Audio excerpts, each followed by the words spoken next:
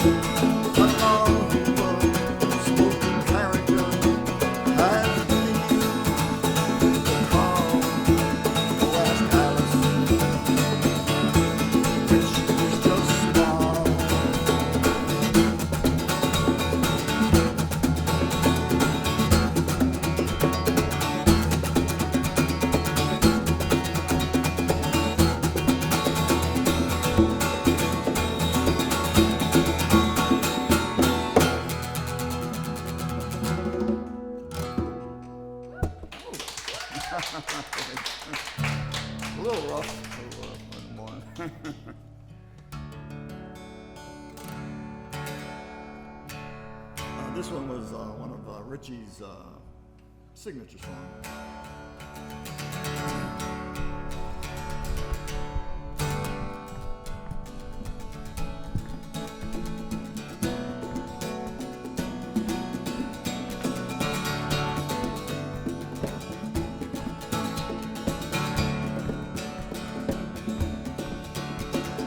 Hey, look beyond and tell me what you see. Marching to the fields of Gettysburg. Must be handsome Johnny with a flintlock in his hand. Marching to the Gettysburg War. Marching to the Gettysburg War. Hey, look beyond and tell me what you see. Marching to the fields of Concord. Must be handsome Johnny with a flintlock in his hand. Marching to the Concord War. Marching to the Concord War. It's a long, hard road. It's a long, hard road. It's a long, hard road. There before will be free. Before will be free. Hey, look beyond and tell me what you see. Marching to the fields of Dunkirk. Must be handsome Johnny with a card in his hand. Marching to the Dunkirk War. Marching to the Dunkirk War. Hey, look beyond and tell me what you see. Marching to the fields of Korea. Must be handsome Johnny with an M1 in his hand. Marching to the Korean War. Marching to the Korean War. It's a long, hard road. Long, hard road. It's a long, hard road. There before will be free. Before will be free.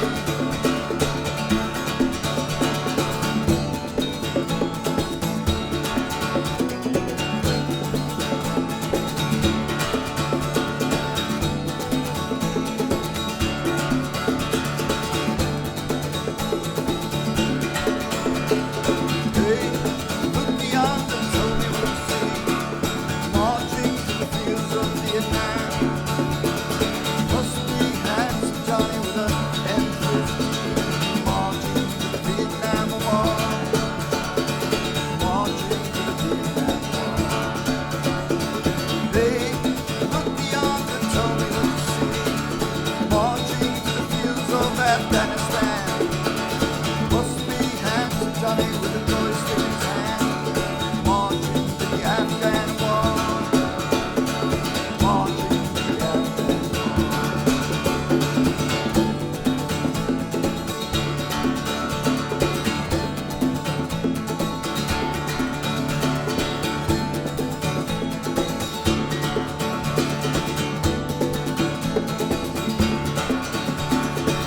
What's the use of singing this song?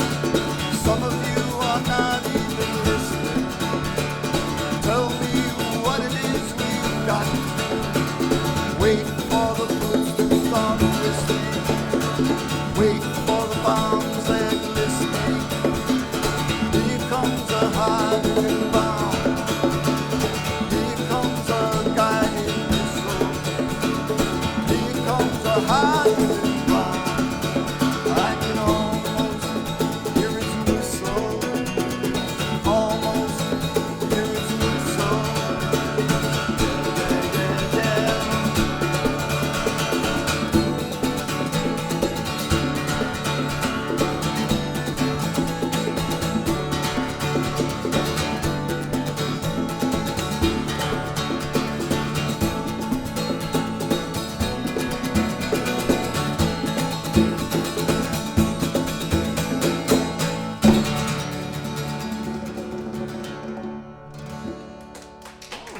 Thanks, man. Thank you very much.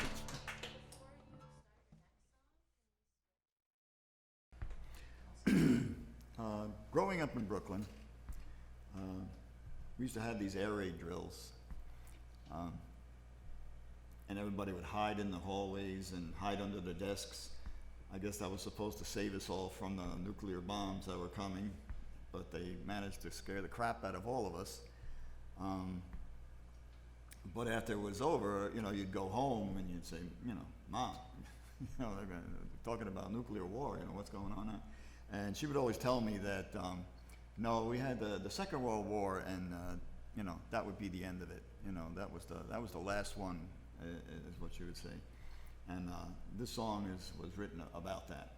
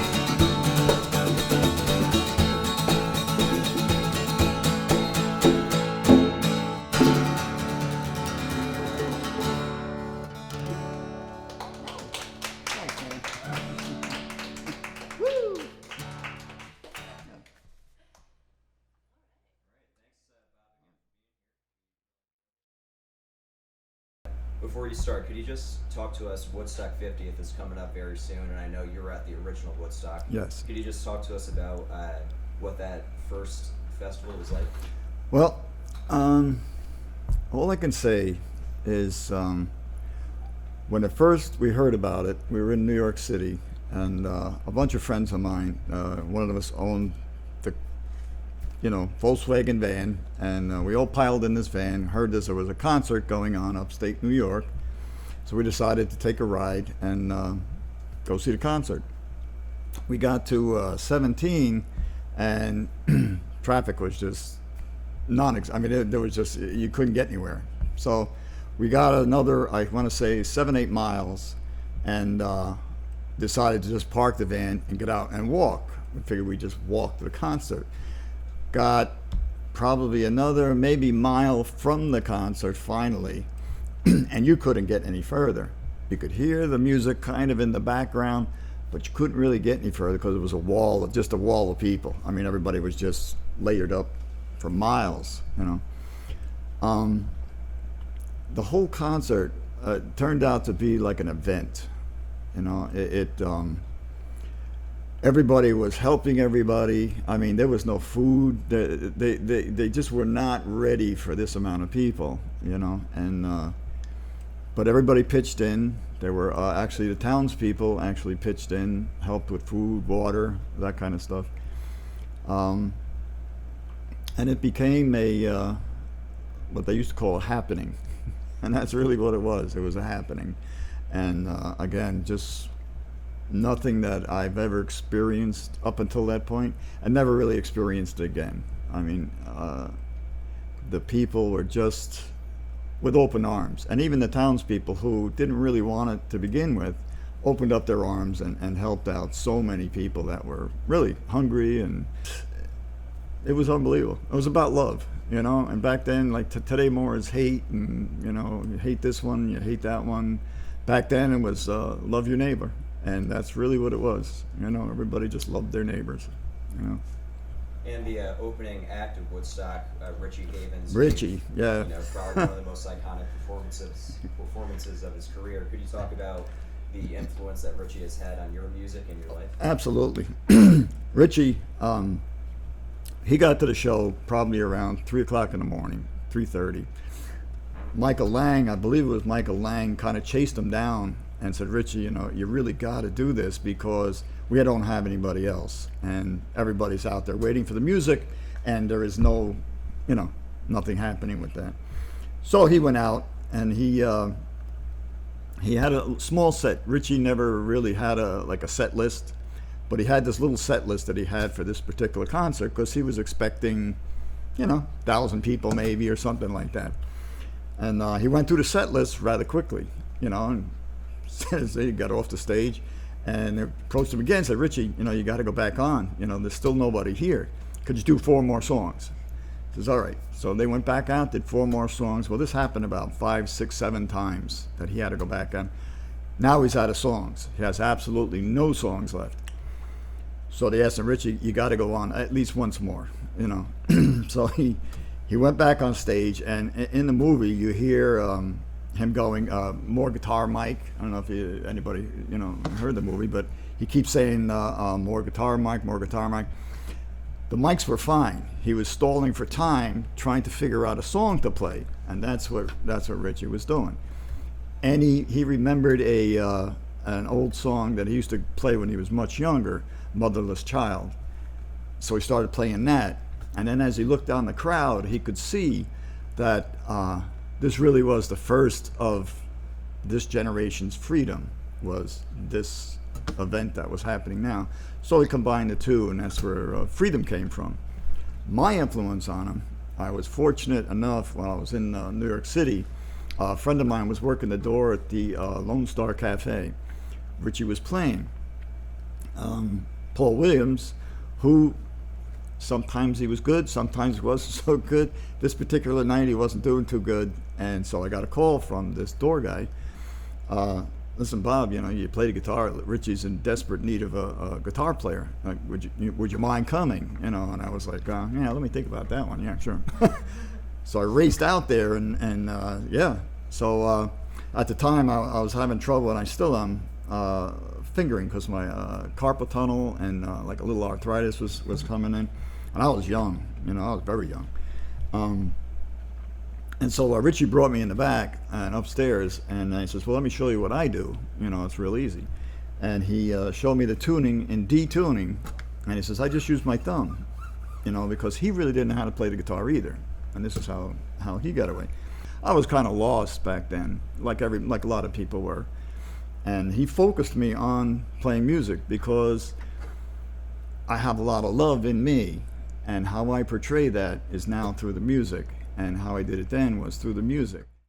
This one was one of Richie's signature songs.